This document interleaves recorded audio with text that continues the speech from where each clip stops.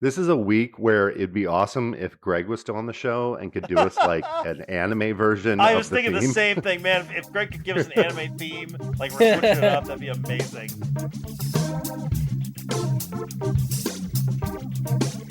Episode 378 of the TV Dudes, recorded April 1st, 2022. Anime Dude.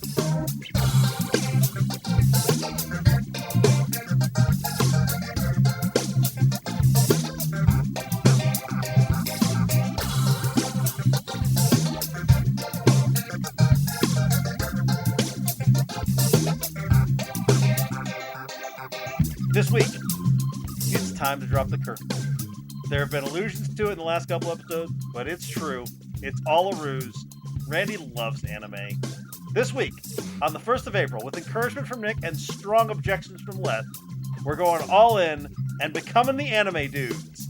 This week, we're talking about Demon Slayer, the final season of Attack on Titan, and Netflix's short series The Orbital Children from the creator of FLCL and Ghost in the Shell. But before we get to all that, I'm Randy. I'm Kyle. I'm Les. Soshite watashi wa Nick.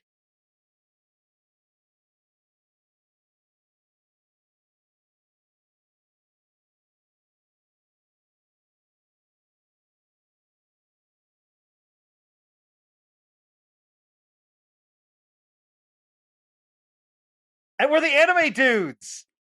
Yo, Yeah, and I knew we couldn't make it through that whole segment without somebody doing something culturally inappropriate, which I don't know if Nick actually did. I'll find out I just later. said, and I'm Nick in Japanese. Yeah.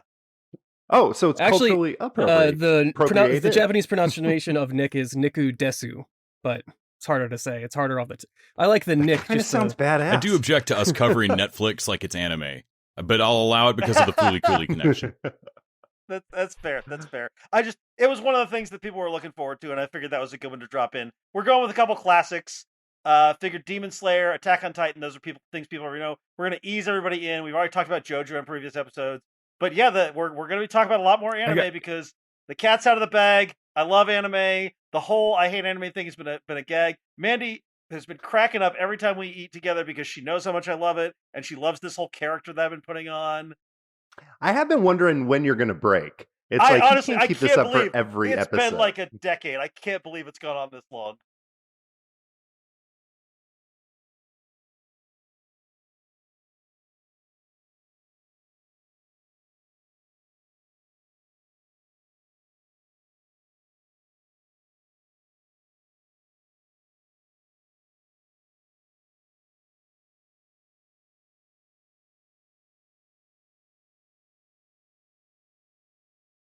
And so we're gonna dive into a new regular segment, Stranger Than Fanfiction. Imagine, if you will, a reality containing television programs so bizarre they are indistinguishable from the ravings of a madman. Is the show you are about to hear simply a fabrication in the mind of a man with clearly nothing better to do with his time? Or is the truth indeed stranger than fanfiction? Stranger Than Fanfiction, in which time Randy's going to explain to you TV shows in live action that are possibly real, possibly made up, and you're going to realize, oh, anime's not strange at all. Live action TV is bizarre. And so I've got a few here where I've saved a couple up. I've been working on a couple. So I'm gonna have you guys guess whether it's something I made up or whether it's a real show. And I think I love this game. I don't know whose turn it is since it's been a while since we've done this. Me, I never get to do it. Oh, you're right. Nick should go first. Yeah. Okay. All right, Nick. Do you want to? My day has come. Do you want C or J? J, baby. J. All right. Okay. All right. Also, for the record, I have no clue how that works. Like every time you ask, I'm always in my head like, what's going on over there? Because the deal is, we have some real ones and some fake ones, and the letters attached to those shows. Yeah. Honestly, it could just be okay. A and B every time, but I think I would start to favor one over the other. Right. So it's just random. Give it away. All right. So, this is a show. There's a girl. She's been kidnapped when she was young. She's been raised in this. Now, when you say young, how young? like preteen, like very. I mean, maybe teenager. Now she's played by an adult. Let's say like real She's played teenager all or like times- adult teenager. No, she is played at all times by an adult, but she plays an adult. She like puts her hair up in pigtails and plays an adult this whole time, and then later on she'll play the actual adult. But it's never a different actress. She plays her at every age. And she was kidnapped when she was young. She's been raised in this weird cult amongst other women. There's one who's like a beauty queen. There's an older woman who only speaks Spanish. And there's this reverend who's a former DJ who is like the guy running this cult. And he's convinced them that the whole world outside has ended and that they have to like turn a crank every day to do something, which it turns out is like he's running his TV so he can watch I think it. I've seen this. And Randy, is there basically- a smoke monster? This is not lost. Okay. It is not lost. There are no polar bears that turn these cranks. No, I was gonna say that the cranks, like, I thought all power ran on sexual intercourse, but So there's are they fucking while turning the crank, or is this a euphemism? so there are some light implications that he's like inappropriate with them, but they never go full on to sex cult. This is not an Nexium thing. So this is all backstory, by the way. The show starts. She's rescued as an adult, and she goes out of New York City, and she meets this rich white woman who comes from indigenous parents, but she acts like a Karen. And we don't find about the indigenous parents till later, and it's questionable whether or not it's okay that they're doing it. Like it's a little squicky. But this woman hires her to be like her nanny, and the teenage girl, actually played by an actual teenage girl, probably a girl in his 20s actually, doesn't like the new nanny, and she's trying to figure out why she's so weird. All right, so how many maids are in this thing, or nannies, and how scantily clad are they dressed? So no, it's not like that. She does have a backpack that talks to her on occasion. It's a Okay, sparkly now backpack that you're talks to talking her. my language. Okay, so Yeah, what does she it does- she transform does into? Like a jetpack? No, there are no transfers. There is a gay black man who sometimes dresses as a robot on Broadway. He's not actually an actor. He just sometimes goes out on Broadway. I have seen this. This is that Corey Feldman reality show where he helps the girls. Now, let me ask you guys: is this real, or is the truth stranger than fan fiction? There's no way this is real. This is fake. I want to say yes because of the talking backpack, but everything else sounded very weird, like nothing I've ever watched before.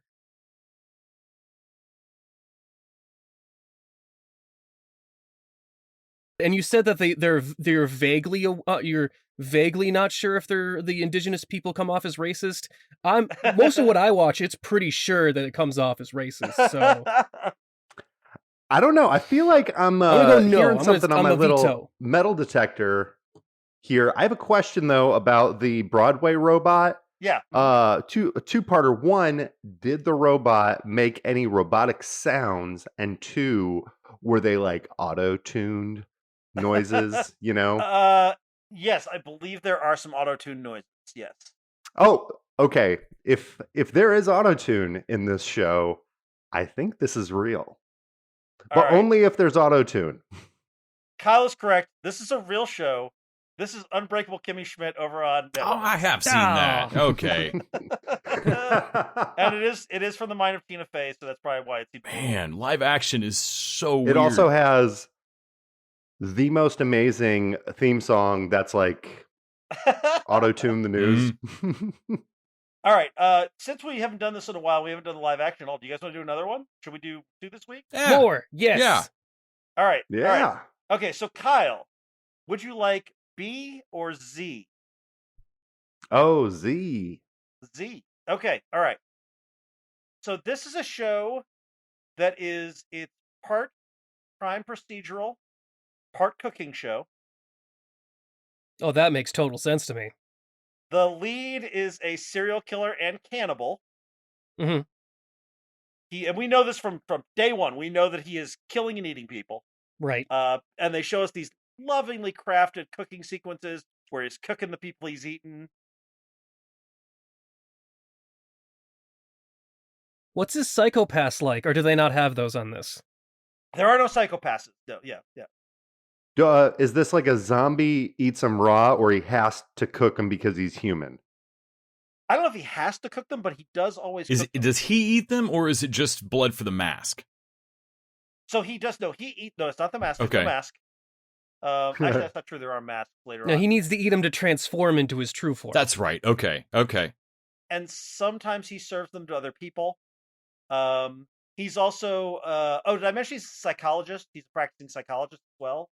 Okay. He does not have a radio call-in show. It's not that one, but he is he's working. He's working as like a consultant for the FBI because the protagonist is this profiler who's working with him, and he doesn't know his whole thing is figuring out serial killers, and he cannot figure out that one of his friends is a serial killer. How much is the romantic tension between the two leads? It's funny you ask it. There's a strong romantic tension. There are very, very strong. Again, makes sense to me. But which one is haunted by a ghost?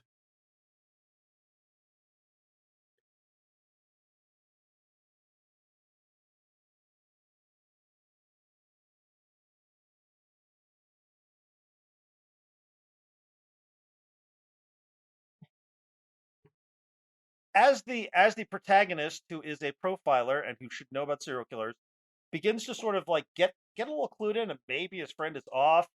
Instead of thinking that his friend is a serial killer, he starts worrying that he's a serial killer.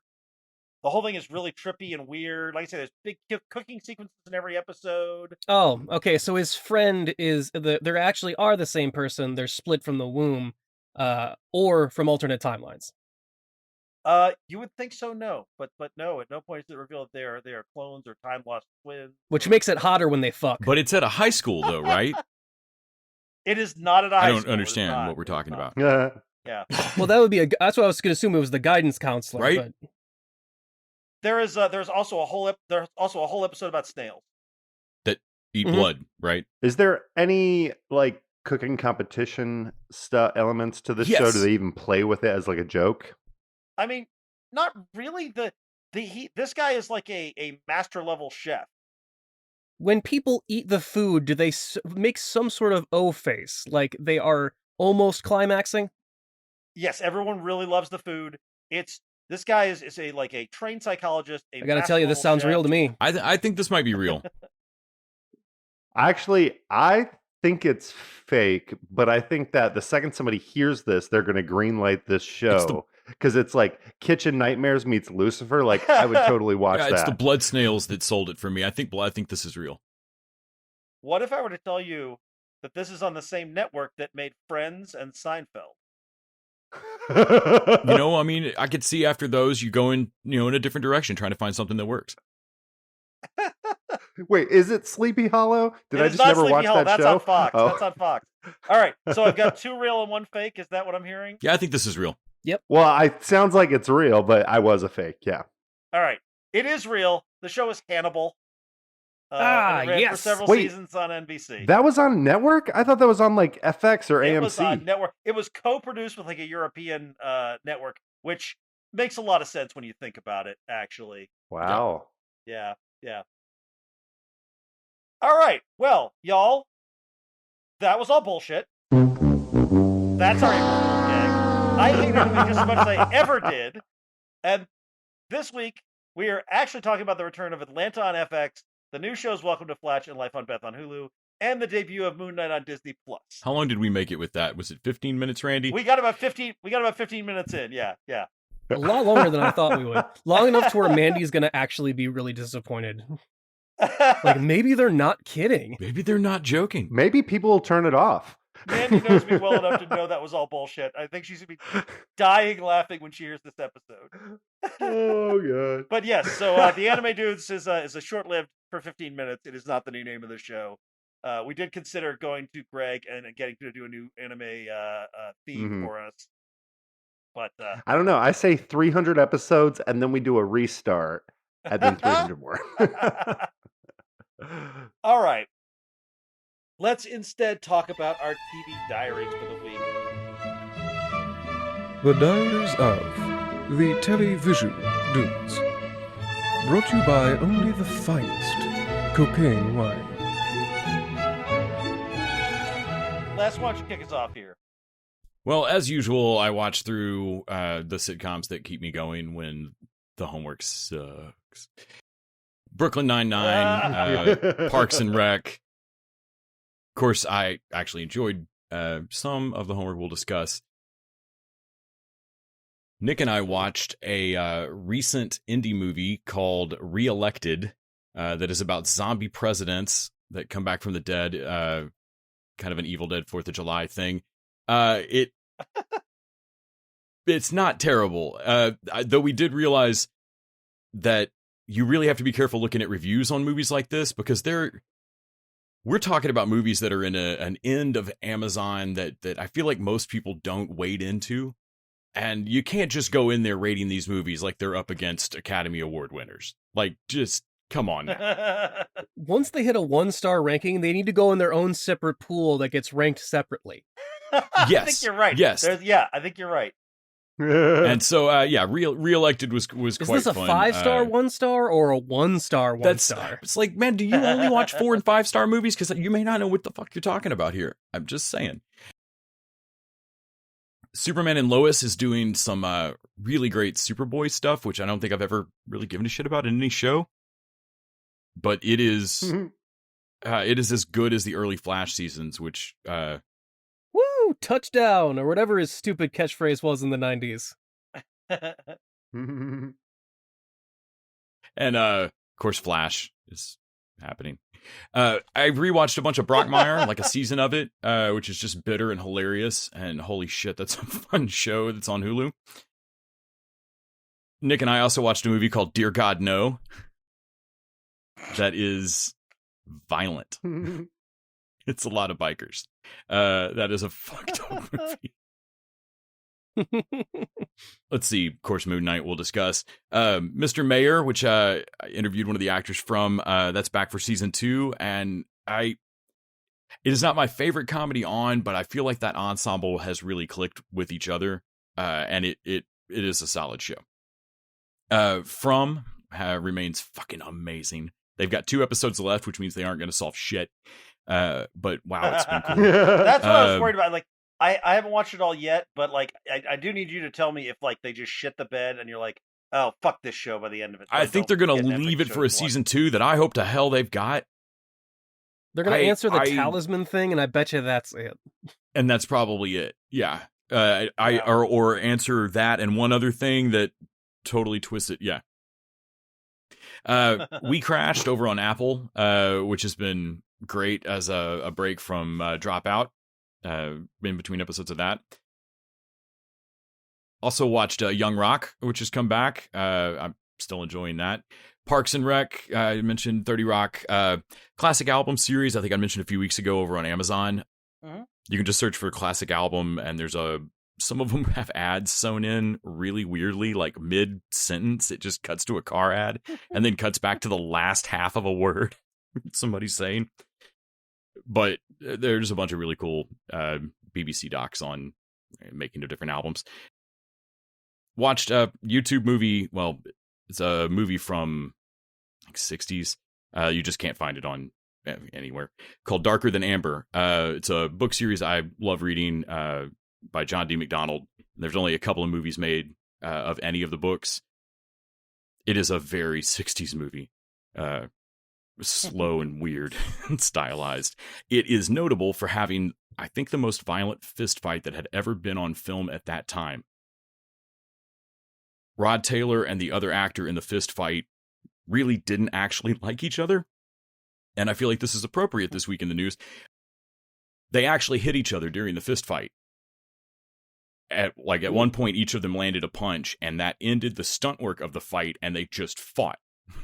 And so that's on film, and they had to, I think, be pulled apart. But yeah, so it's like a 10-minute long fist fight, or I mean, it's not 10 minutes long, but it's an almost They Live type fist fight that was really weird for audiences at the time, and I love this book series. Special effects are this on great. That looks like his actual teeth is flying. I love this book series, and I would still not recommend that movie.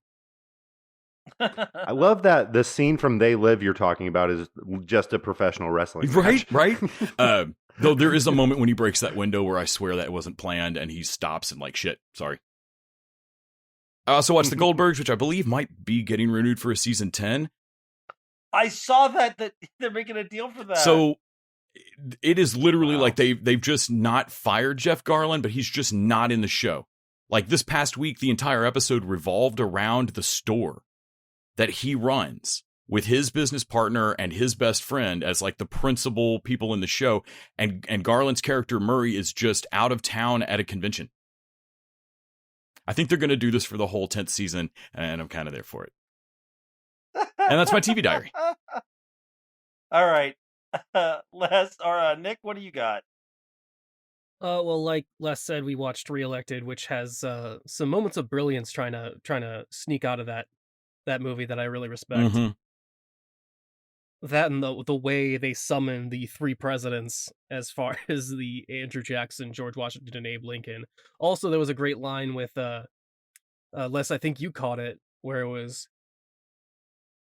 either Andrew Jackson or George Washington was talking, and they realize in the middle of their conversation that Lincoln freed the slaves, and they're like, "Wait, you did what? Okay, we're gonna talk about this all later." the previous presidents, like, yeah, one of the people running is like, you can't make me like I'm free, or says something about the end of slavery, and Andrew Jackson comes to a complete stop and looks at Lincoln and like, what? Ooh, yeah. We watched Oh God No, which was a level of like trash filmmaking that is Man. just so great. Definitely not for the faint of heart.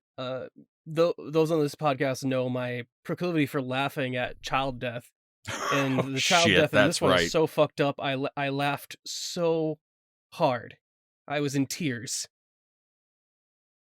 I can't wait to talk about Atlanta with you. I had honestly, Nick, since there's at least one other scene in that movie that is more fucked or more fucked than that. Yep. I honestly had forgotten about the baby thing. Yep. Wow. You're thinking about the thing that happened like 10 minutes after that. Like 10 minutes after that. Wait, it was what are we doing? Like, yeah, it's not like it's Human Centipede gross. It's doesn't have the budget of that. God damn it. That's man, there's 3 of these movies by the same director. We're going to watch all of them. Yeah, we almost watched the second one first. Yes. What a mistake Frankenstein Created Bikers, a direct sequel to Dear God No. I kept up on From with Les, really enjoying that. I finished off the latest season of Legends of Tomorrow, or the one that hit Netflix, I should say. And fucking Booster Gold, baby! I can't believe they always like to introduce one, like they did that with Constantine in one of the seasons of like introducing like, we're gonna have this guy in the next season, so tune back in. I also love that this season, all the legends are somehow surprised anytime they run into racism in 1940 or 50, and I was like, okay, after the first couple times, you shouldn't have been surprised the first time, but why? It just keeps up the shtick of like worst time travelers ever. Like Bill and Ted were better at this. Well, they make a thing of like, oh, well, you should retire, and like a whole retirement arc for them, and I'm like, yeah, most of the problems you solve are the ones you created. Like the last 2 of the last 3 villains, I think, have just been out to stop them because they suck at fixing this. Like it's a fair plan. Also, evil 90s Legends evil team was great. Steel. I watched the War of the Worlds on Epix, like the same thing that was From or whatever. It was really boring. I don't know, all these alien invasion shows, I'm like, come on, just show aliens invading by episode 1. Good lord, please. I watched Eat Local, which is a great little vampire movie with Charlie Cox in it, and a couple other big names. And it's real fun. It reminds me of Dog Soldiers, basically. It reminds me a lot of Dog Soldiers, that type of energy. And then I watched Gargoyles, the first couple episodes on Disney, because I was cruising around on Disney after watching Moon Knight, and I was like, oh shit, Gargoyles. And I forgot how cool that fucking show was. As a kid, it's like, oh my god, this is really cool. Yep. And how much they casually mention that the gargoyles used to murder people. Like, they don't murder people on the show, but they straight up say, like, hey, Demona, don't do that. Killing in the heat of battle is one thing, but don't just kill a guy when he's helpless. I'm like, okay, wait a minute. So you're saying that all of our main characters have definitely killed people in battle before, and their only qualm about it is under certain circumstances where they don't think it's fair. Also, there's like a whole gun episode where Elisa gets shot by her own gun because one of the gargoyles is playing with it. Show blood, and the actual gun is like not a laser gun. It was actually pretty hardcore. Yeah, I definitely go back and check that one out. I love the character design of the gargoyles, like kind of like the Bruce Timm Batman the Animated Series. Kind of like they were basically they made that show in response to Batman. Okay. I just didn't know if I was off base there, but I love that line work and like how they're like really exaggerated shapes, but they kind of make up. And then we had the toys when I was younger, and they really translate cool in 3D, kind of like the shapes of the head and the wings and The stuff. toys were rad. Also, those cops gave me real SWAT cat vibes, like how they had like the present day people, but it's like, nah, this is like Mega Cat City. Yeah, it's just a complete coincidence, Kyle, that a year after Batman the Animated Series premiered, that Disney put in production a bunch of good guys that look like bats fighting crime at night. Well, I just want to put it out there into the universe again that I would like a way to watch SWAT Cats that doesn't require me to buy each individual episode. So, streaming, you have one job. You gave me Night Court. I'm happy. Now I'm going to bitch about this. Screw that. SWAT Cats was supposed to be like Teenage Mutant Ninja Turtles. I want all the merchandise. Like everything gets like, modern merchandise now. I'm like, let's see the action figures. I want the glove of tricks with all the best stuff you're going in to it. get is some It's your weird ass turn. Todd It's your turn. McFarlane hyper real SWAT Cat. Oh yeah, it's gonna be a $300. Sideshow collectibles. Yes. Is it my turn for TV Yeah. Diaries? All right. I was on the less bandwagon. We watched the first 3 episodes of the Young Rock. This either it's like mid-season just came back or it's a season 2. But gosh, that show is still good. And also, like when seasons like start good and then you kind of can tell there's a point where they get like a confidence boost and the writing is just like a little bit more snappier. They're like just trying to fit 1 or 2 extra jokes in there. That's how I kind of feel with these first episodes back. I found something No, I really absolutely have not. interesting that I didn't know existed. But have you seen the new Rugrats and SpongeBob SquarePants that are done in the like 3D style on Nickelodeon now? Oh, that sounds horrifying. That sounds like a horror show. I've So not seen what it, they no. did, honestly, it's not as bad as like the Johnny Quest in the 90s where they had the 3D animation. But like what they did is they created these character models that I imagine are a million times cheaper to animate. Like they can just keep churning out episodes of SpongeBob and Rugrats. But what you find after watching the show for a couple seconds is there's nothing interesting done with the way they photograph these 3D models.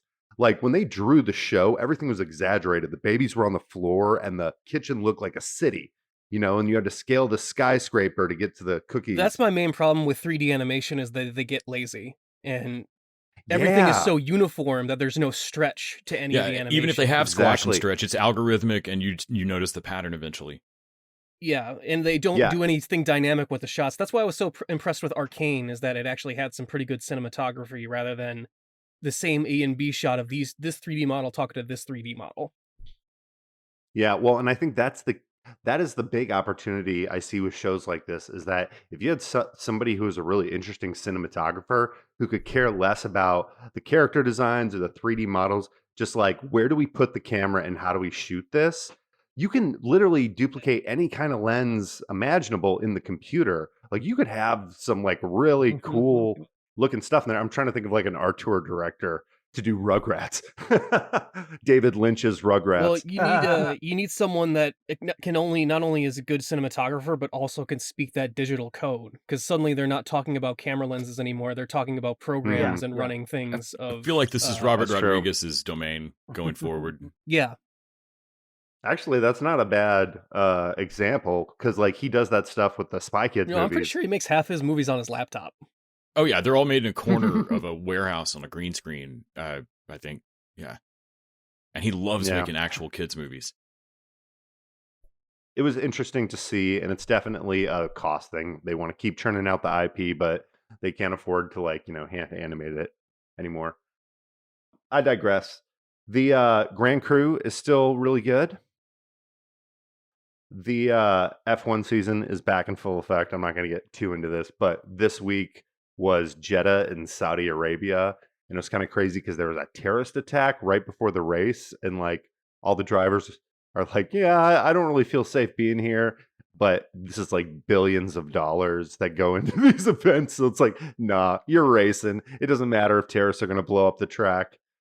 And then we got to see a guy who crashed sideways at about 6G, which was pretty intense. You see this crash because the new cars are designed like all the parts shoot away from the person.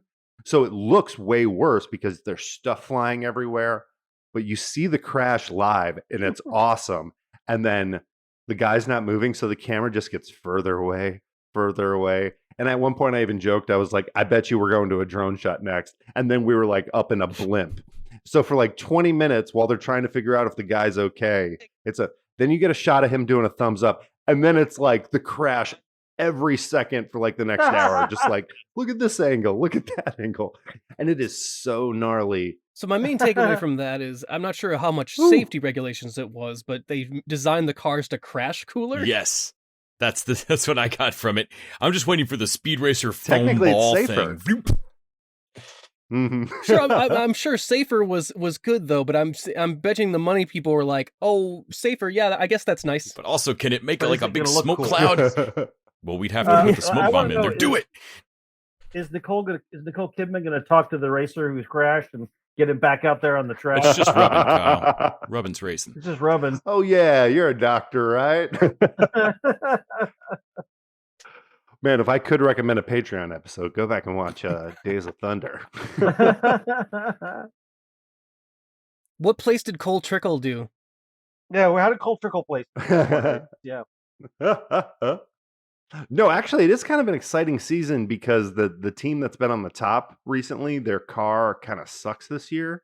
They changed all the regulations up, so now in order to go fast, the cars like start to flex. It's called porpoising, but essentially the guys are like bouncing on the ground, and nobody wants to do that while also going 200 miles an hour. Next year's April Fools, we're all going to pretend to be super into car shows. I honestly can't tell if Kyle's telling me the same stuff about cars every week and I just can't remember.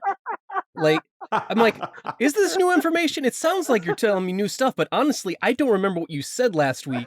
So you could just be saying the same thing over and over again. It's always fresh and exciting. See, you guys watch a movie like Remember the Titans, and you get those sports or like Friday Night Lights. Yeah, but I or, hate like, actual sports. Any Given Sunday.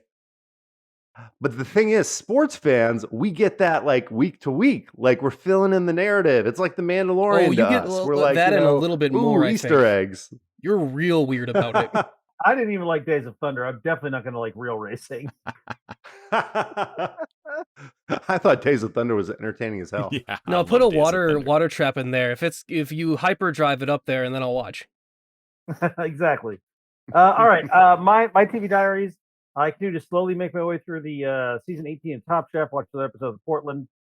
Watched episodes 6 and 7 of Severance, which, man, that show just gets darker and weirder. The latest episode, I don't know if you guys are caught up. Oh, I did. I forgot to put it on my diaries, but They had the weird dance scene where they earned a dance experience for 5 that minutes. was even before it got to where the guy freaked out.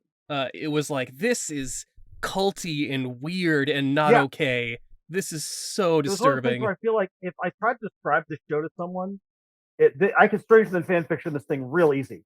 Just be like, and then there's like a weird 5-minute dance sequence where they're all dancing and grooving together. You may pick one song. You may pick one category of song. Defiant jazz. It just clicked that they are letting them have a tiny bit of outside feeling for a moment, and how big that is to people with no memory of home life. That's Yeah. I Well, don't then know why it didn't they- click they- that the erasers and all that kind of shit, like why that also, could you be such. realize that the guy is snapped because he saw his kid and he can't go back. They revealed the overtime conundrum or whatever they called it, where basically they can talk to you outside of work. You can't see your outie or your innie. You can't split them, but they can. They can turn it on. Yeah, And that suddenly- spatially memory thing, that's bullshit. Yeah. They can do I it was like- wherever they want. That's fucked because that means eventually they can make you a slave 24/7. It's Yep. all up to them. That means your brain is on a switch. Wow. Yeah. Yeah. They're getting some real deep crazy, and then the whole thing with the whole like weird gay romance between Christopher Walken and Turturro, like that's a strange on a level of like, again, it's a thing where I say the gay romance between Christopher Walken and John Turturro, and people are like, you're not talking about this. This isn't really happening. No, that's actually a Oh, plot it point. is. And It's pretty riveting too. that he's like convinced that he's being punished because they're letting this guy retire. Like there is some Yeah. crazy shit going on. Well, he also is Yeah. like, why are you Wow. celebrating? We're celebrating his death. Yeah. And I'm like, I guess, yeah, kind of, because he won't work there anymore, which I thought was a good thing. But then I think, oh, right, that means you don't exist anymore. In the way I mean, if it Right. keeps in keeping with how we discuss firing on that show or quitting, Yeah. if you quit, you God, die. this show was Have you seen those horrifying. characters in the real world yet, outside of work? Totoro and Walken? No, we haven't seen any of them outside of work. Oh. You're not even working towards death. You're working towards non-existence. That's your Yeah, reward. Yeah. Good Lord. Oh Yeah, man. it's crazy and freaky and like it's dark, and I'm not sure ultimately if it lands like high on my list because it is so dark and weird, but man is it compelling. You know what's interesting? They don't have like a super HR or like a psychiatrist person, kind of like Wendy in Billions, who's literally just there to help them kind of deal with this while they're on there. Because I feel like if this is Well, a they real have life They the thing, basically what's their her middle name that- and they have their manager dude, the guy that They had the one that like shared like certain aspects. Like you get to share Yeah. a couple details they about have the- yourself, but don't That's enjoy right. one more than the other. Oh, that's right. Right, not the Like- not the break room because the break room's the No, fun. no, What no. is- But what the do they guidance call count it? where she gives him Yeah. like a bunch of compliments, or no, tells him a bunch Yeah, of things they- like, yeah. yeah, you like They- ice cream. They do have that. Yes, You're they the do kind have of that, person yeah. that would open a door. Like, But they can't do like real ass therapy because they don't know who they really are. Also, I don't think they Mhm. want them to be real people. I think that No, everything they is don't. set up for them to be these weird where's the drone benefit people. in that? Yeah. Agreed. Yeah. Anyway, I also finished up Pieces of Her. I watched the last 3 episodes of that. I thought there was like a few too many hat in the hat twists. By the end, I thought there was like too much twist and twist and twist and twist. But I did like it. It was a good watch. I was glad I watched it. Mhm. I watched the first episode of DMZ, which I read that graphic novel series. I have it. It's solid enough. I haven't gone back to it because the guy who wrote it turned out to be kind of a creep. this is the new Dragon Ball? No, DMZ. Oh, we're not doing that joke anymore. Sorry. And this one decided to flip it, and like Rosario Dawson's the lead, and instead of it being like a young journalism student, she's a doctor. And the whole pitch, like this felt much more timely than it was created. It was during the period of the Bush era, and it really did feel like America might split into civil war at any minute. And Was that I don't remember the premise of this comic. so the comic was basically Manhattan was a demilitarized zone between the sort of fascist United States government and the sort of right-wing anti-government militias. So there were no good guys, and it was all the criminals running things.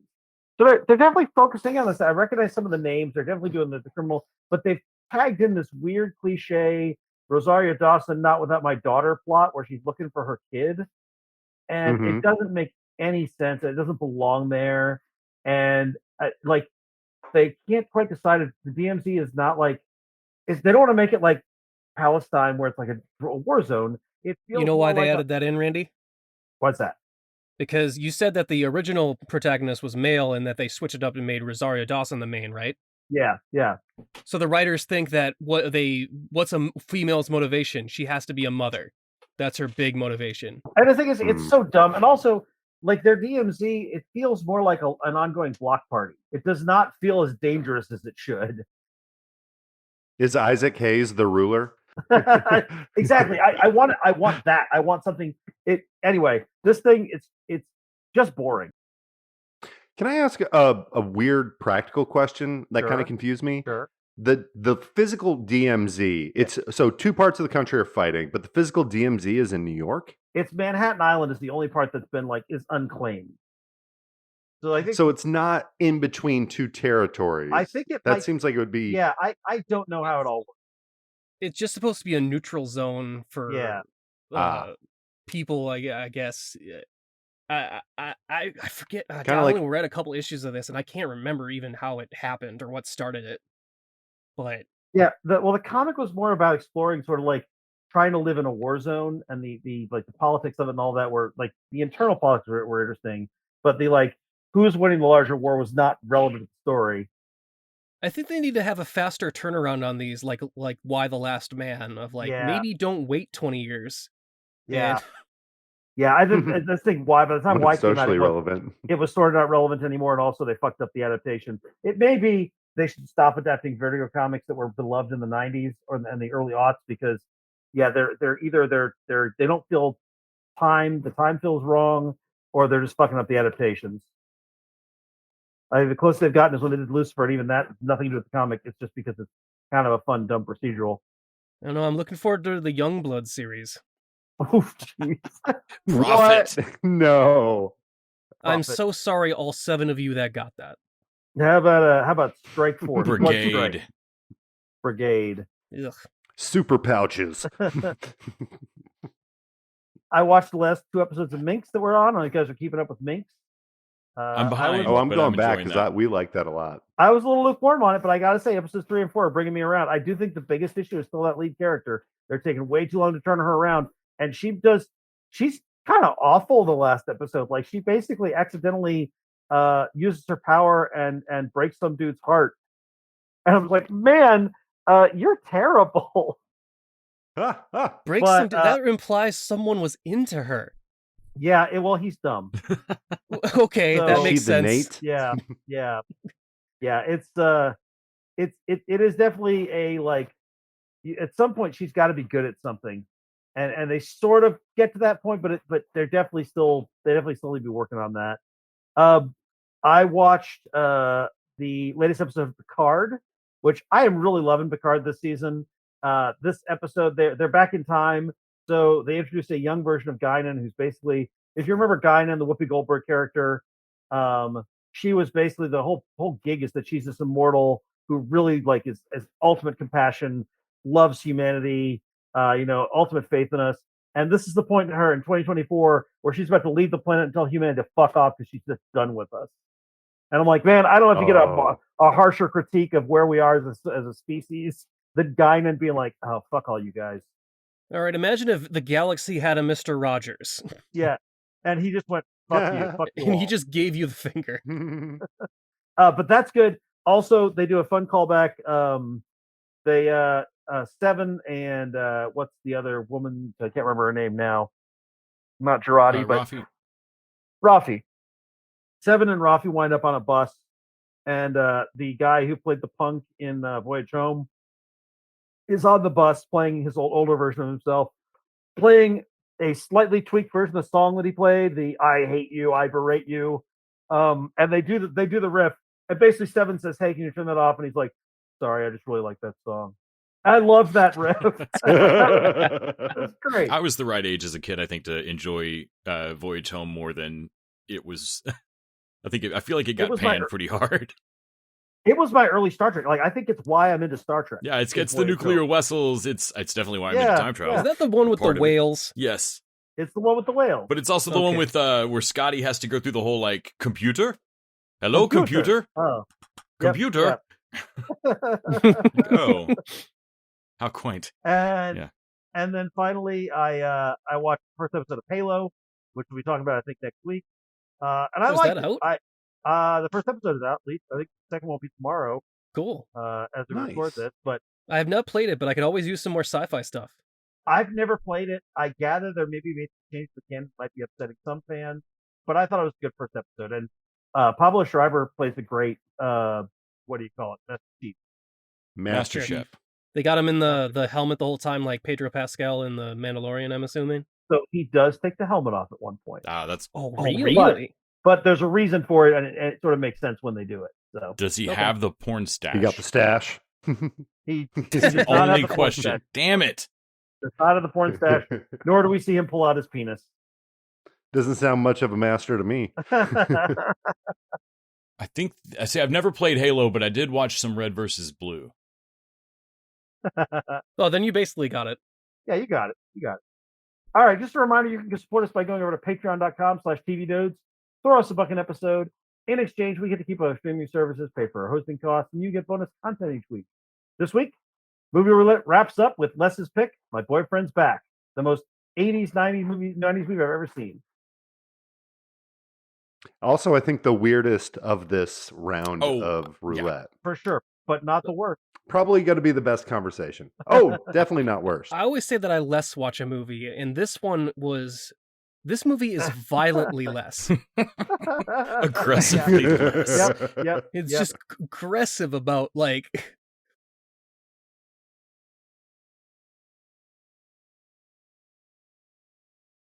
I'm like, look at this 80s movie. Oh, it came out the same year as Dazed and Confused. Oh, 93. Okay.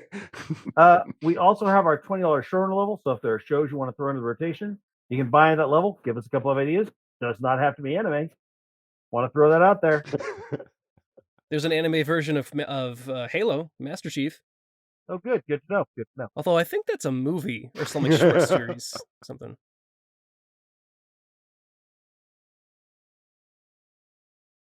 Maybe. That sounds dope. All right, let's talk about this week's new business, and we're gonna go from the worst to the best, I think, or at least we're starting off with the worst. Boy, that is a hard category for this week. Man, so we are starting with Welcome to Flatch, which is a Fox sitcom. It's over on Hulu. They dropped 7 episodes, which I don't know what kind of mark that, if that was a confidence boost, like you guys got to watch all 7 episodes, or no, it's a dump. We're giving you all of it. Just watch this, please. So the dates are still on Hulu listed all the way through April, like they're really releasing. And so it makes it, I don't know what they're trying to do marketing way, but it always looks like a burn off when they do this. They've started doing this with shows. Les, you caught a misspelling in one of the fucking... Yeah, no, they misspelled the main characters, or one of the 2 main characters' names in the second description, Shrub. And no one cares. I think the reason they dropped all 7 at the same time is because when they met these guys at the student film competition, they asked them how many they had ready, and they said 7. Yeah, this is like... Kyle, I feel your hatred. It feels good. This is the... Oh, God damn it. Do you know how long Nick has waited for this moment? Let your hatred flow through. I didn't set out this week to find a show that Kyle would hate, but I did manage it. Because I think we all hated this show. Viscerally I hated hated it. this more than this is the worst show I've watched. I would rather go catch up on How I Met Your Father. I managed to cool off on it right before we started recording because I realized why I didn't like it. But because you guys were going off on it so much before I even watched a full episode, I watched it today. So I started watching and I'm like, oh geez, they really going after it. I don't know how bad it could be, and then suddenly it does that white text against a farm background, and I'm like, yep, fuck you. Yep. How dare you? Letterkenny hack theft motherfuckers. The hubris. Yeah. That immediately puts you in the wrong mindset of they don't even understand the joke. It's like, you're supposed to do something funny here. But then right? they keep it going. It feels like they copped it, but then didn't do it right. Yeah. It's like aliens watch Letterkenny and are trying to or an AI is trying to recreate it. It's like it's like they were at a conference somewhere and somebody told them about Letterkenny and Parks and Rec, and they're like, "Oh, I'll make that show. I've never seen it. I'm sure this is what it was like." I mean, this is so fucking terrible. I think, but Parks and Rec and Letterkenny, part of the gag is that they basically are about decent people in this small towns full of people where you expect people to be angry conservative hicks. And here, they're just kind of the same shitty people you wouldn't want to be around for an afternoon, let alone your entire life. The jokes never go far enough, and the rare time that somebody says something funny, it's something that they should have shown you instead. Yeah. And like it by the end of it, when they did the end of the first episode and they did the fireworks thing, I was like, okay, this could almost be, oh, you're just going to keep, okay, we're just not going to do that. All right, well. Like, even when they come close to an opportunity, they seem to piss it away, and it's just tame. So there are two And names waste they've got. The names they've got in here are Aya Cash playing the head of the local paper, and Sean William Scott, the youth pastor. I was deeply sad to see Sean William Scott here. These are both okay characters, but there's nothing to them. Like, the funniest it gets is when we find out that he was in a Christian boy band, and that's was that's funny. the gag. That's the whole gag. God, I wish that went somewhere, because Yeah. that's actually hilarious. But in the first episode, he's talking about like she moved there with him, and then he broke up with her for the church. Yeah. But he's on Tinder now. They're in a town like Letterkenny's got 5,000 people, and we joke about like where are these other parents? Where are these other 5,000 people? Flatch is like 1,500 people, and they're on Tinder, and he makes a thing of like, are you the whatever anonymous cat photo that swiped right on me? And like, you're in a town of 1,500 people, bro. There are no anonymous people on your fucking Twitter. I mean, on your Tinder. Yep. So they set up like a joke, and then like don't. It like Les, did you say the new style of comedy is ruining a joke? I swear to God. Because I give you an example. The priest's ex-girlfriend is going over to the rival town and is looking for this sign, and the editor gives her some shit because they're from a rival town, and yes, I came from one of those towns, so definitely those people are monsters because they grew up 500 feet away from where you lived on that line of the county line. He gives her a riddle to find this sign, and I'm like, okay, what's this riddle? And then it's going to be a big middle finger when she solves it. She solves it, finds the sign, and that's it. No, that's not it, because it's also, even though he legitimately is a dick to her, in the next episode, he's sending her flowers, and they're setting up a fucking love triangle between Sean William Scott, Aya Cash, even for the episode, you set up a joke of like, she's excited to find this sign, right? And then she finds it. Like, you don't write a story like that. Like, the joke is dumb, but here's the worst. Here's the crime it commits. The crime it commits is Desmond Borges is the other editor, and that is the guy from You're the Worst. Edgar. And so is Aya Cash. You have two of the best parts of You're the Worst here, and you wasted both of them, and it made me so fucking angry. Like, I love Sean William Scott, and you're not. For the crime of making Randy so fucking angry, I sentence you, show, to less than a 1 on the because that's the thing. rankings. It was a bad show to start with, and I hated the first episode. And then I tried to give another shot, just like we all know Parks and Rec had a rough first season. Maybe this could come around. Maybe they found their second gear. I watched like 4 more episodes, and I just hated it more and more. And by the time I realized they were wasting these 2 characters, I was like, I'm not going to keep watching this. I hate this goddamn show. Also, we haven't talked about the main problem, which is that their leads are both terrible and uninteresting. Yeah. Oh, can we not talk about them, please? No, that's a problem. Like, we've gotten through this entire discussion of the show, even hating on it, and haven't mentioned the leads. They're so ineffective. I have some thoughts. Yeah, go for it, Kyle. I'm dying to hear this. No, in terms of the female lead, I feel like somebody said to her at one point, like, "Oh, you're kind of doing like an Amy Poehler thing," and she said, "Who?" Yeah. And with the male lead, I said this on our text thread, but I'm like, sometimes when you watch a 22-year-old play a 16-year-old, it is really awkward and really uncomfortable, and it makes you just watch this and realize, oh my God, these are like paid actors who are on the screen doing this right now. Like, these people make, like, it's so bad it takes you out of the illusion of it even being a TV show. You're like thinking about what the camera guy's thinking at this moment, or like the person who's setting up the little croissants off to the side. Like, ooh, Fox, huh? Okay. Yeah, and these are they're best buds and cousins, and I hate both of them. Like, I hate both these characters, and they're the focus of the show. I get why the dad doesn't talk to her. Oh God, yes. Yeah. I'm like, no, I get it. She seems like a lot. And I think there's an obvious joke they're building up to.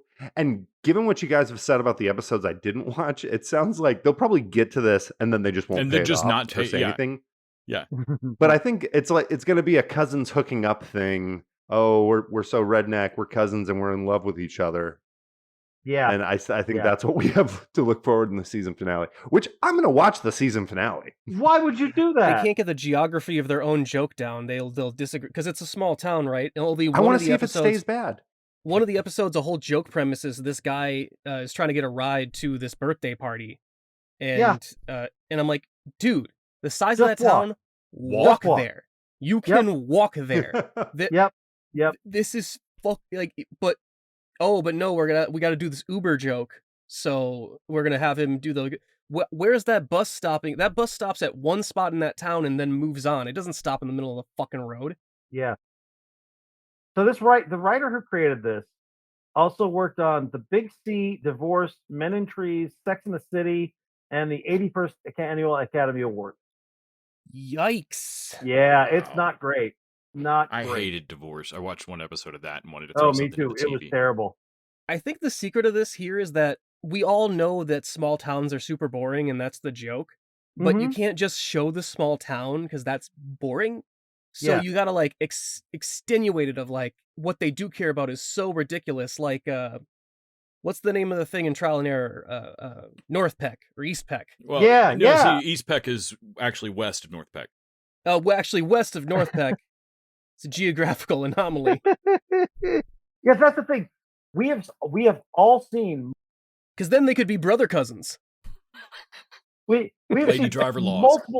multiple versions of this show that not only work but are genius. Trial and Error, Parks and Rec, Letterkenny, those are great shows. This is not even like a worse version of those. Shit, I would take Bless This Mess over this. This is the worst version of this show. This is like someone was like, how can I make the Bizarro version of How are Parks there and Rec? 7 of them? Like, I watched literally know. one episode of this because I felt so sure that if I had literally any executive power, I'd have passed on this pilot, so I don't have to watch anymore. This is a show where I feel like if you watch any of it and you're like me, you'll be interested to watch the most recent thing they post because you're just like, how is it not canceled yet? Like, how are they still making episodes? Like, there's somebody who's reviewing this to like make sure they didn't say swear words. Like, what is that person thinking right now? They're like, now, it's a living. If they get to a point in their season 4 where they have a character just realize they've replaced an actor several times and have to get sent to therapy for it, like till death, I'll watch those couple of episodes. Maybe Jeff Garland can come in Right? and join the show. I love that Kyle's thinking about the poor censor guy. Like, come on, he's got to watch all these for swear words. Let's make it easier on him. You know what just occurred to me? What if Jeff Garland's technically on a bunch of shows? We just don't see He's it. got the same deal. He's like, I haven't technically been fired from any of them. I'm Never just been silly. fired from anything. I still live with my parents. I've never moved out. I tell you, didn't ruin that last season of This Is Us. You know, I used to think Fox made like the same show over and over again, and it was kind of like the Fox formula. Yeah. But like, this reminds me, they also make like really bad shows too that are just Yeah. like way worse than that. Maybe Well, they their should shows stick are with the formula. imitations of other shit. Yeah. Yeah, I'll take Yeah. some more Lucifer. God, they should be embarrassed to have. Everyone involved with this should feel ashamed of themselves for having done it. This is bad and you should feel bad. Awkward enough to like pull the blanket up over your face or like look away from the TV at times. Like Mhm. it's that level, and not in a funny way.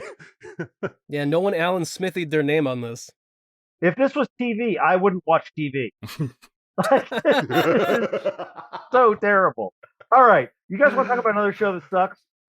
Yeah, speaking Yep. of not taking your name off something, fuck. Let's talk about Life and Beth, the Hulu original, written and directed by Amy Schumer, who probably should not write and direct anything anymore.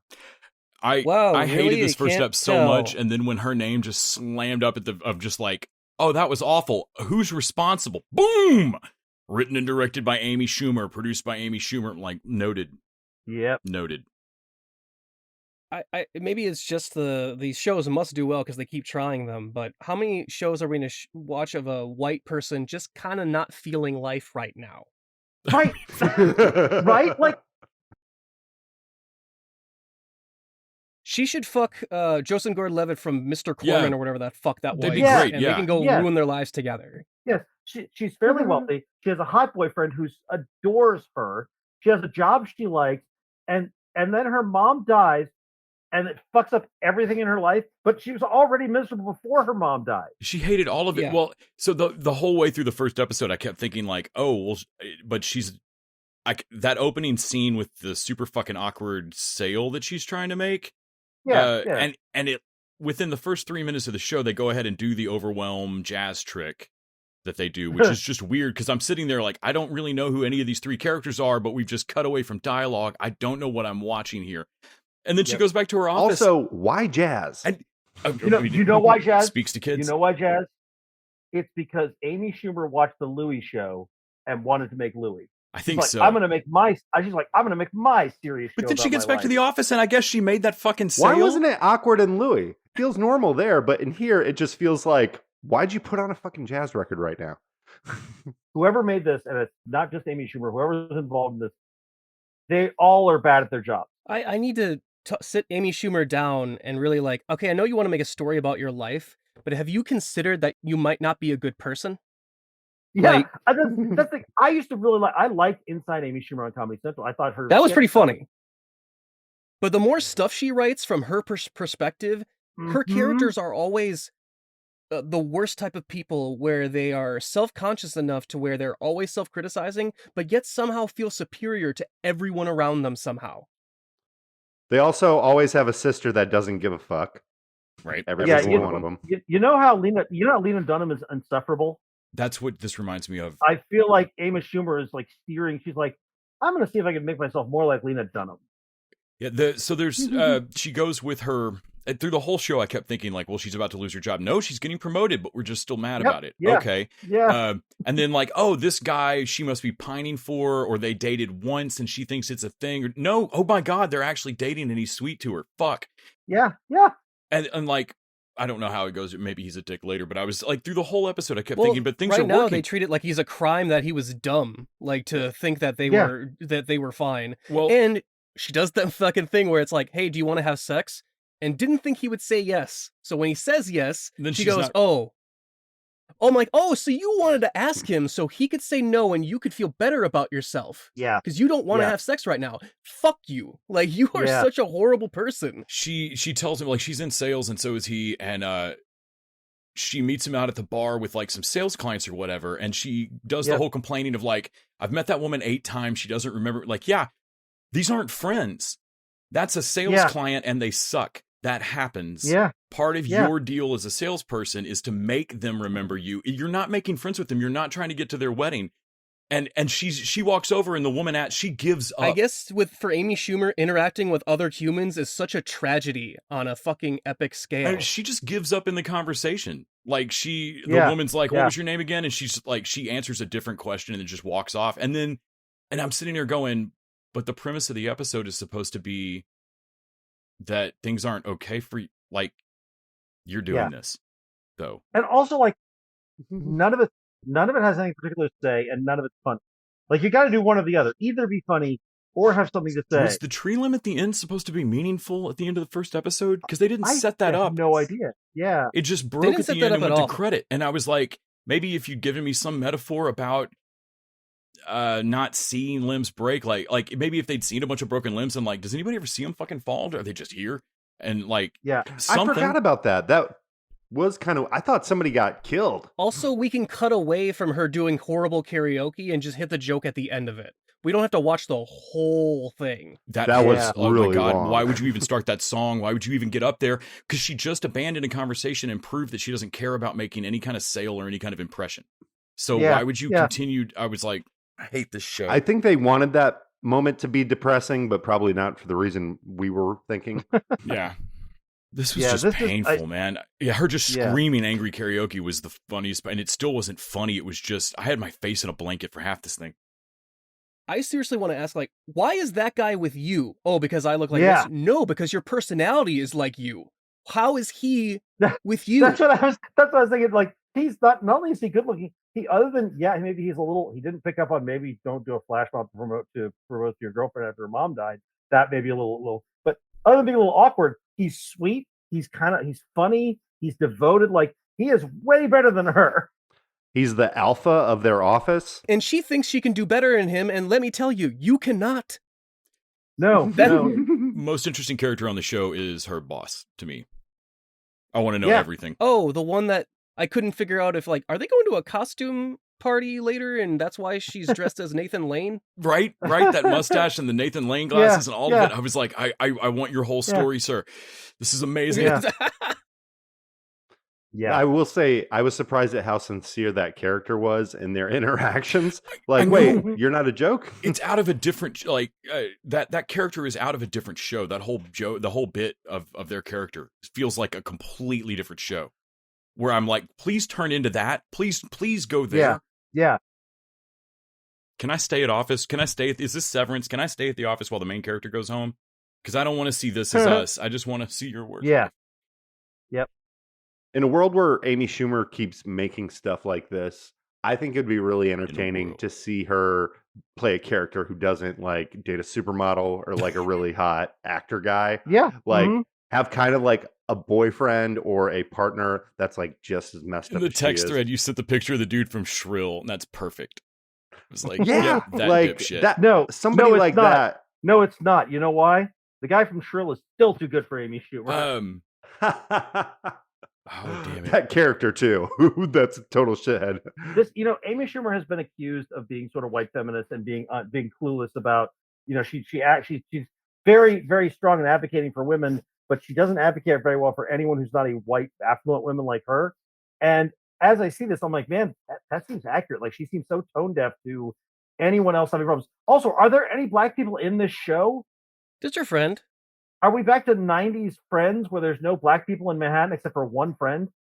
The one that keeps saying the word Jew, even though they're not sure if she should say that.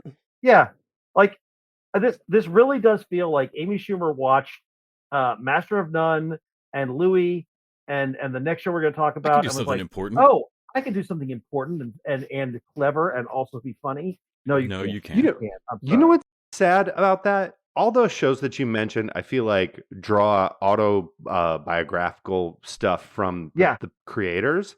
And Amy Schumer I does bet you too. she has a somewhat interesting story, but I don't think She's this is not the her person that can story tell at it. all. No, this is her story. The guy, the Michael Cera guy, is based on her husband. This is based on her life. You're kidding me. Nope. I have heard that.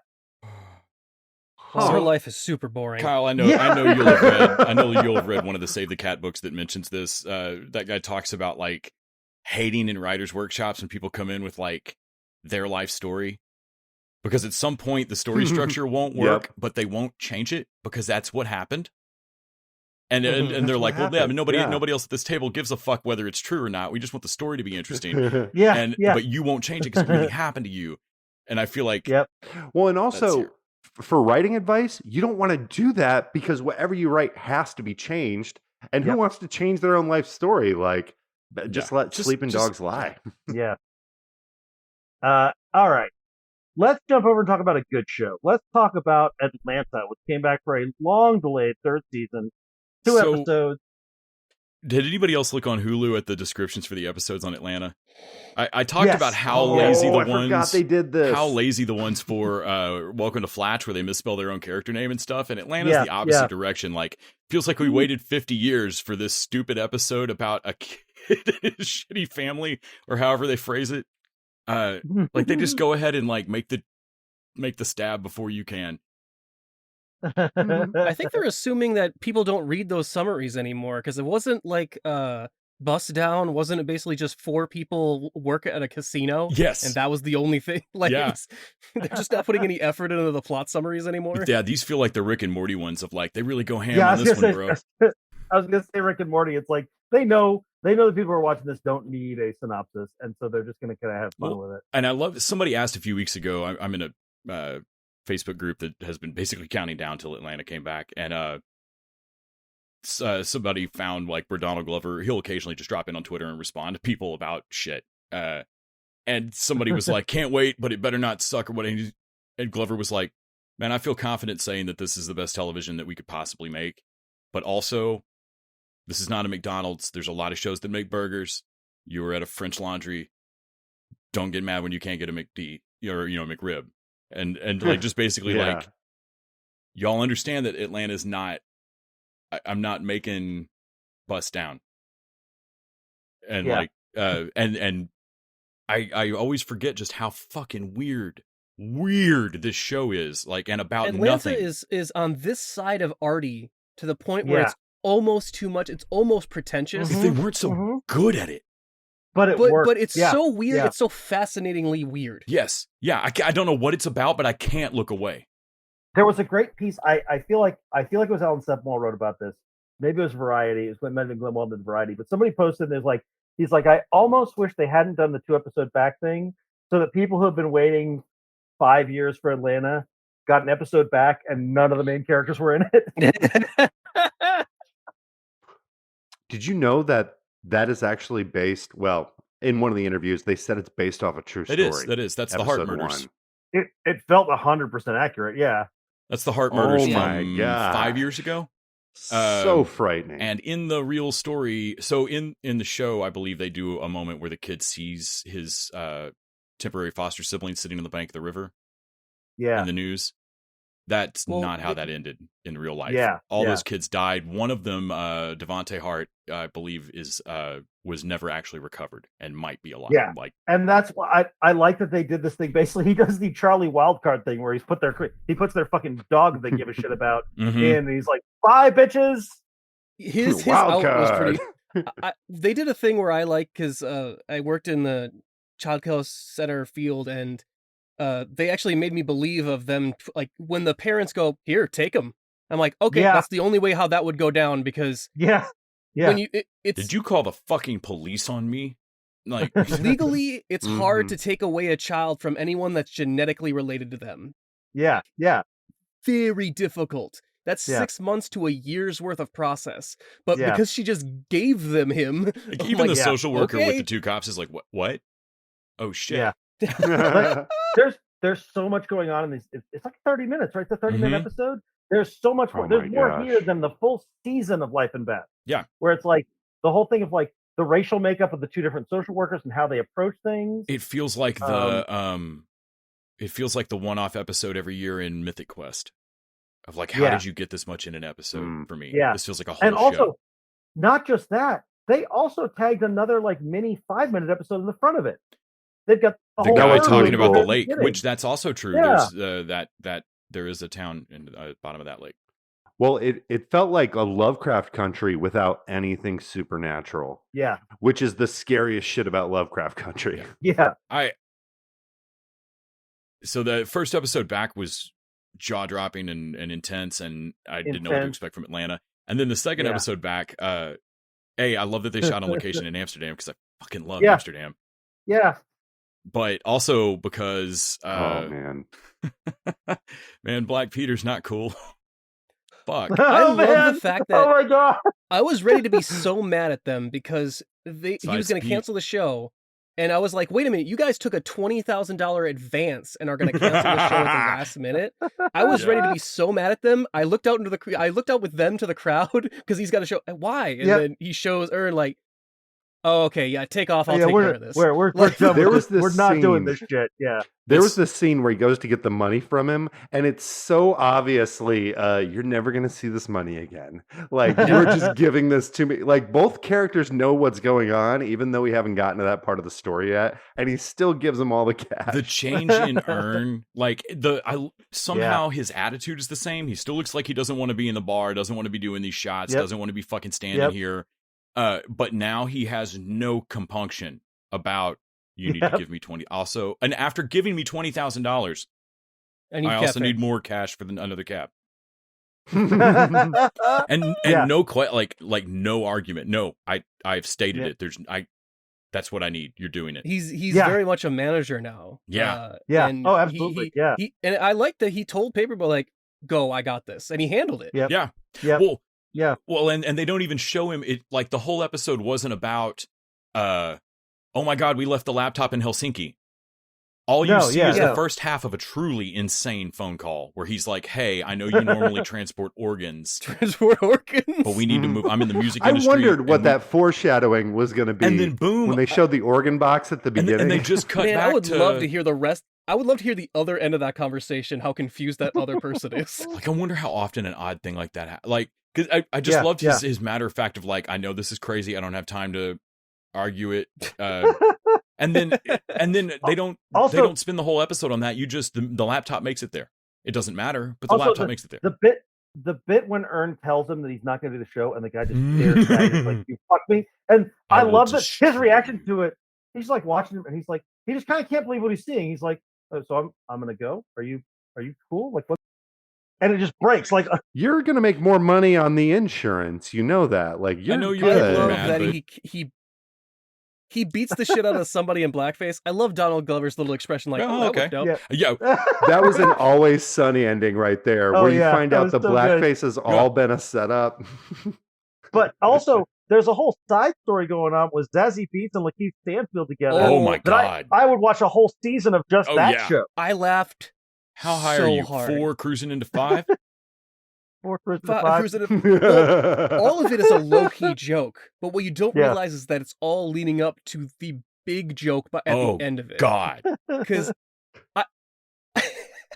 I was wondering, like, is it a courtesy a towel that's around it because it's only his head? Is it to obscure the actor? Is it a famous person? Oh my god, that was so dark. It comes down. I was like, oh my god. Worst way to euthanasia anything ever. Fuck. Yes. It's so dark. She's watching it in horror, and he's just kind of like, okay, cool. Huh. Yeah. Amsterdam. Lakeith Stanfield, he's been great from day one on this, but now that we've seen him do a bunch of other stuff, and to see him roll back into this character, I loved every minute of it. Also, we didn't talk too much, but Paperboy being in jail, and he's like sticking around because they ordered. He's like, the food sounds great. How great the jail is! Oh my god, those might have been my 2 favorite moments in this episode. Was Paperboy in the jail, like ordering the food, the nap, but then the whole like when we get the flashback to what happened with the 2 women that got him in jail. He's just laying on the bed like, what? How did this go this wrong this quick? What happened? And then outside you see the chair. Yep. Yes, I love that they're speaking what's it, French or something? Yeah. And there's only one word you can understand, but it's the word you need to understand where that's going. You see his face change like, wait, I don't know what you're talking about. What the fuck are you talking about? Wait, what? And then her friend did I hear that right? Shit out of her. Yep. Sort of weak for it. Yeah. So this show came back oh my so god. strong. And here's the thing. We had 2 seasons of Dave. I only watched the 1 season. I know, Kyle, you want to go into the 2nd season. And Dave got compared to Atlanta as sort of like it's got vibes of Atlanta, but man, the worst episode of Atlanta, like Dave's not on this level. I had forgotten. Oh no, this is HBO Sunday evening prestige television, but it's 30 minutes long and on FX. Yep. If you keep up with Donald Glover's music, like the big shift from like the mixtapes to Redbone. Yeah. And I want to say it's almost like he heard people comparing his show to Dave and was like, give me another season. Yeah, well, there's 2. They shot 3 and 4 back to back. So there's two seasons done. Yeah. Oh, wow. And that's going to be the end of the show, but they're done.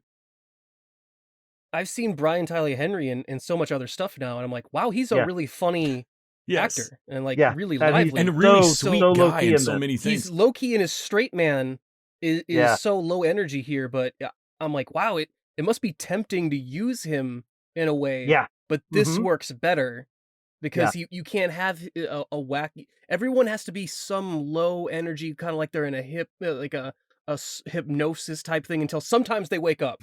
Like, oh wait, when this he shit takes is that crazy. kind of money and walks over to the fans and just like makes it rain. Like, and that's at least a good portion of why he got the $20,000 because none of it was for bail. I thought you thought it was going to be his bail money or something. Like, I need $20,000.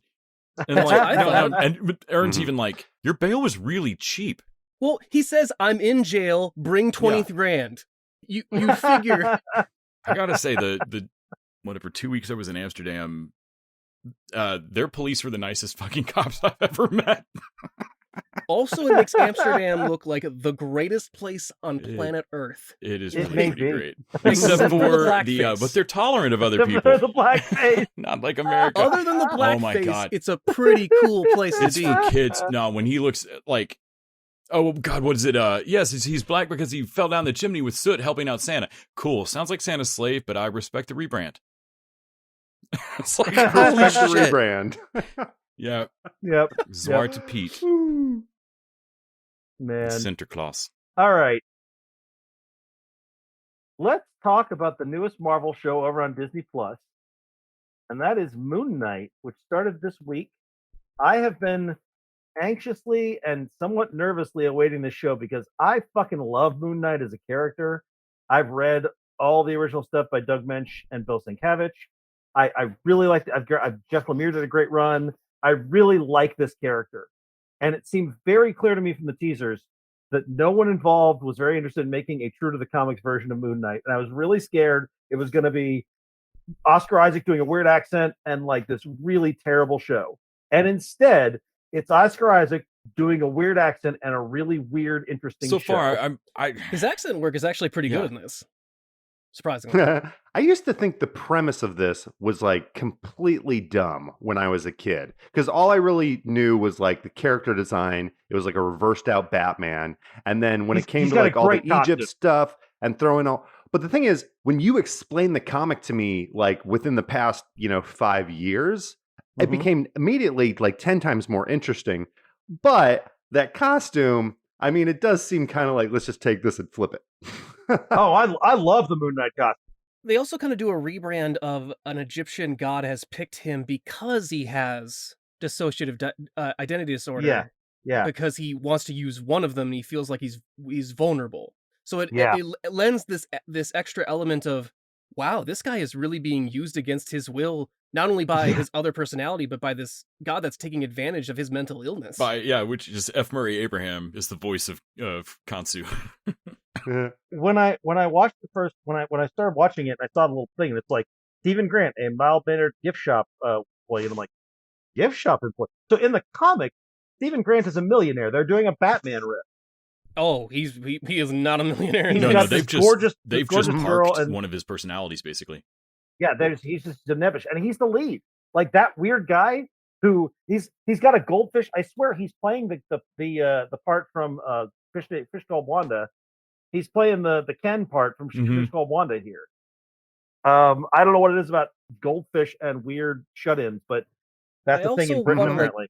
Talk to him about his sleeping arrangements because I know it must make him feel better, but you have to I'm like, okay, you do know that someone could take the tape off and then make the exact same length of tape. If he thinks he's sleepwalking, this works, but you're not sleepwalking, man. Yeah.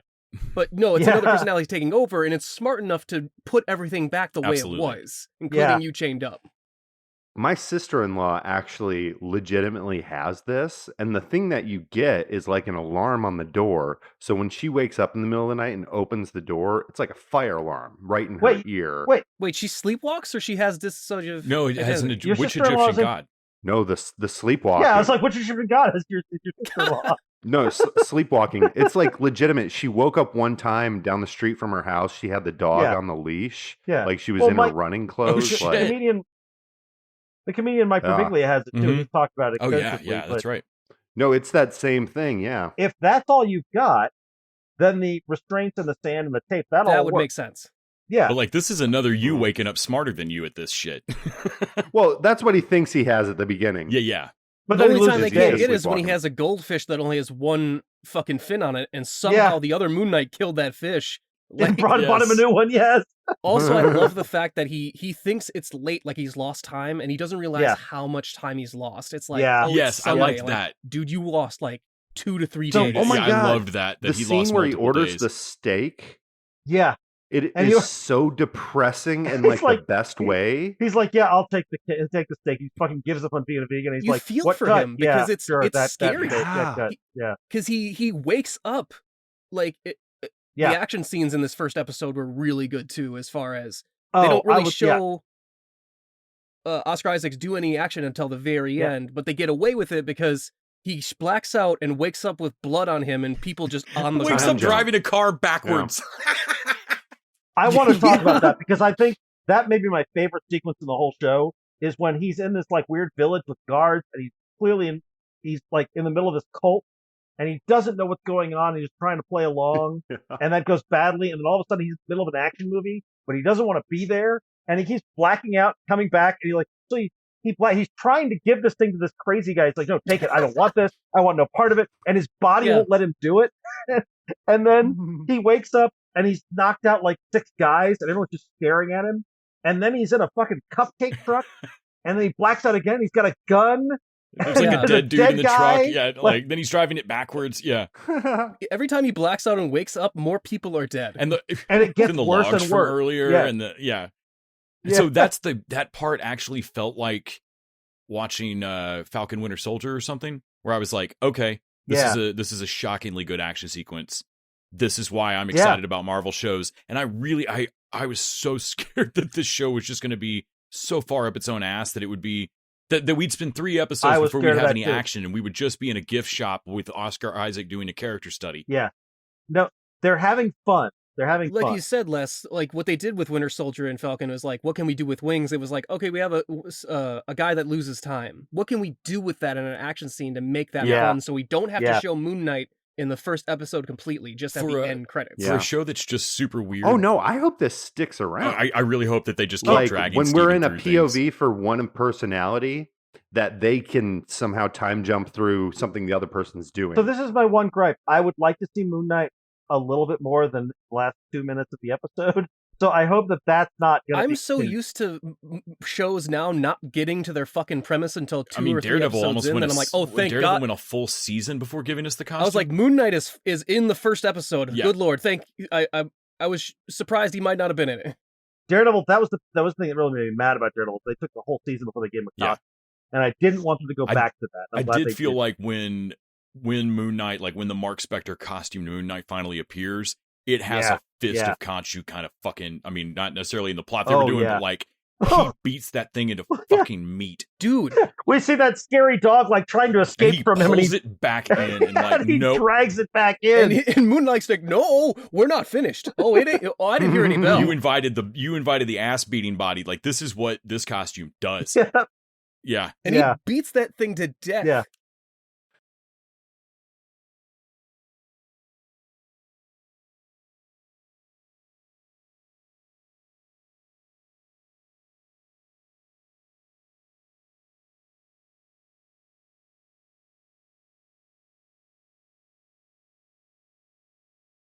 Can we talk about their bad guy? Because also, Ethan Hawke is killing it as this crazy cult leader what guy. impressed me from the jump, I knew the show was going to be weird and show me a bunch of stuff, and I wasn't certain it was going to even give me a costume or even a fight in the first episode. I was fully prepared. But it opens before the credits with Ethan Hawke doing something I've never seen magic-wise in a show. When he breaks the glass, pours it in his shoes, puts the shoes on, and walks out, and I was like, okay, I watch a lot of weird shit.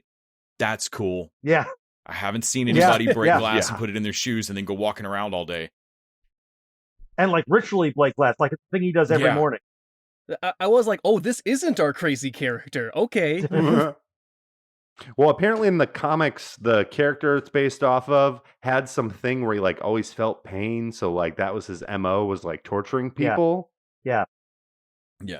I like his little like he judged that old lady. I thought was hilarious. Yeah, like, and she's like, I've always been good. And he's like, it might be a head for you. I don't know, but yeah, it might be something you're gonna do. But either way, you're done.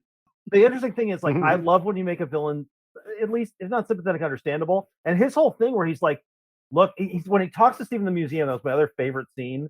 When you realize that, oh, this guy has guys everywhere, and then he basically walks through life just like knowing that he can do whatever he wants. It's not that just that little like town or whatever. He's got guys everywhere. That whole city. But also he talks to Steve. He also talks to Steven. He's like, it sucks, doesn't it, having this guy in your head who's never happy with you?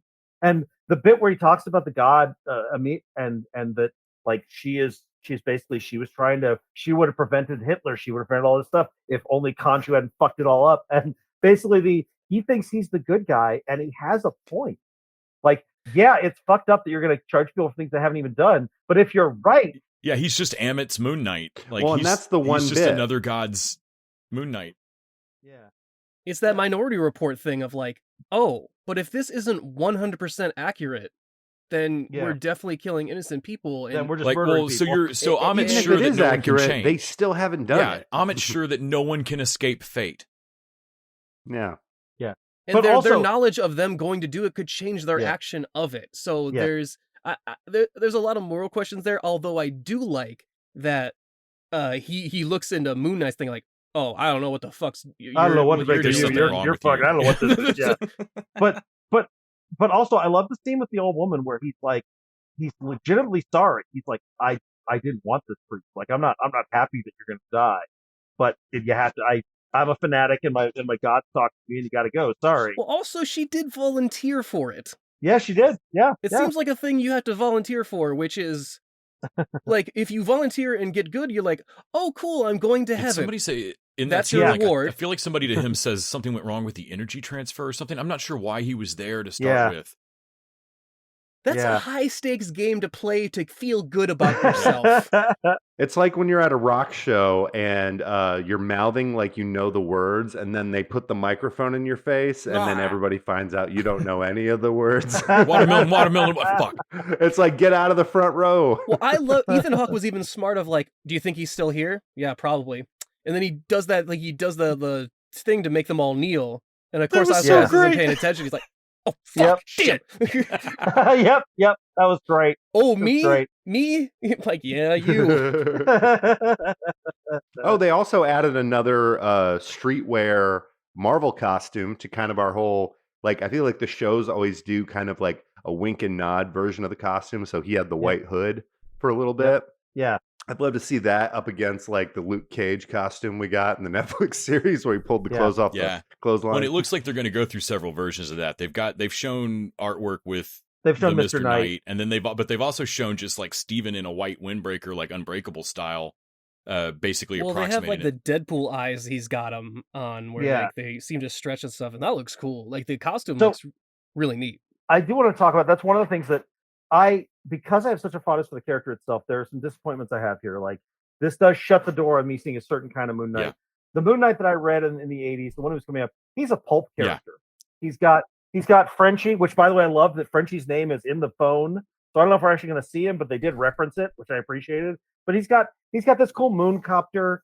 He's a millionaire. He's got this streetwise personality. Jake Lockley is a cab driver who interacts with this woman who runs a diner and this homeless guy. And basically they've got this whole like shadow meets yeah. Batman meets, they definitely are doing a pulp riff. And here they're not doing any of that. Well, I would say maybe don't lose all hope because that was many people's main critique of Spider-Man of like, that's not my Spider-Man up until Yeah. this most recent one where they've worked it up to where now he's much more like the Sure. Spider-Man you remember.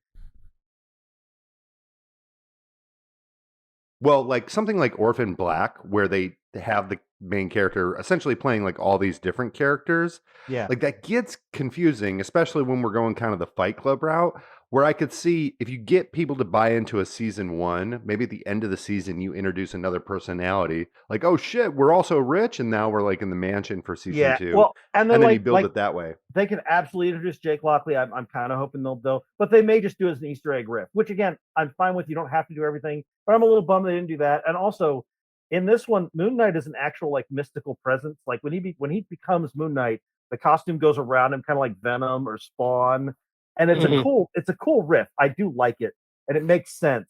But in the comics, he just decided He's to just put an on this idiot in a costume. that Constantine costume. put in his Yeah. head. And I think it does change him a little bit. Well, if you're gonna do him as this sympathetic guy that's experiencing this, he can't have a costume at the ready the entire time. Yeah. Right. And Like- again, it all makes sense. I totally get why they did it. I'm not like super But disappointed. this is not the Moon but Knight a I little read bit when I of was part a of me kid. is like, I'm not getting the Moon Knight I wanted, in the same way that I'm getting so many of the Marvel characters in such a close version of what I want. But I was worried about that. But instead, what we got, I mean, other than the fact that it's a little slow in getting there, and that we don't see Moon Knight till the very end, I thought this was a fantastic first episode. Yeah, I'm excited for next week, and I kind of didn't expect to be.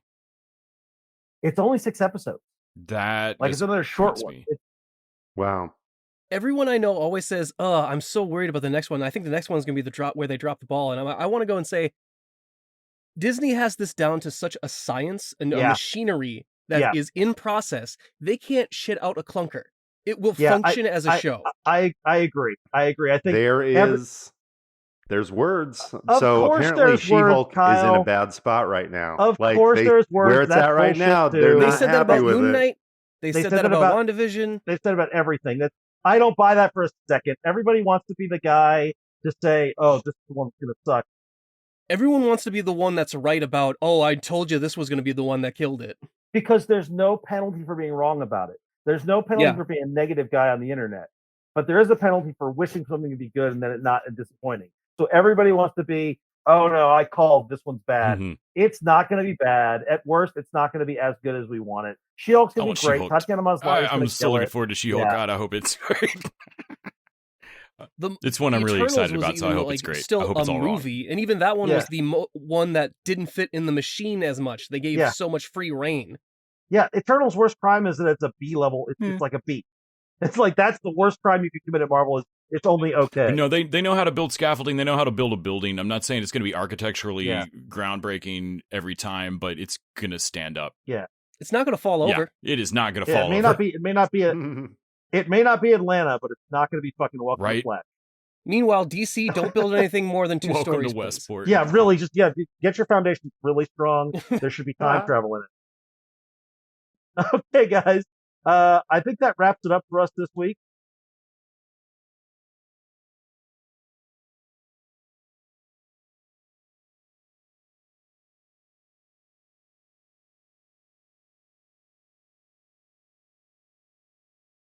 Well, I hope you all enjoyed episode 1 of Anime Dudes, and the first and last episode of Anime Dudes. First and last episode of Anime Dudes. We'll be back next week with more. Thank you, everybody, for listening. Thank you, dudes, for coming along on this journey with me. Thank you, Randy. Thank you, Randy. Thank you, Randy. And Konnichiwa. Is that what the thanks, Randy? Thanks for going along with this April Fool's gag that we came up with, and I think it came out very well. You can listen to us on Patreon if you go to the Patreon. Wait, Mandy. I've never seen her in real life. She's your alternate personality. It's a If Ranma I look one in a half mirror, thing. she will take over. Yeah. You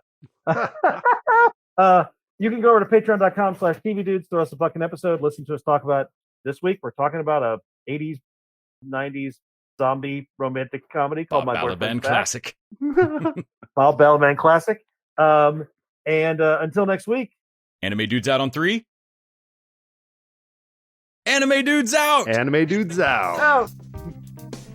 The TV Dudes is an independently run podcast out of Austin, Texas. We are exclusively listener supported. If you'd like to help us out, go to patreon.com/tvdudes. You can also find us on Facebook, Twitter, and Instagram at TV Dudes. All the music for our show is done by our friend and original TV Dude, Gregory J. Amani Smith. To find out more about us, go to thetvdudes.com. I'm Randy Lander. I'm Les Weiler. And I'm Kyle Scott. Thanks for listening.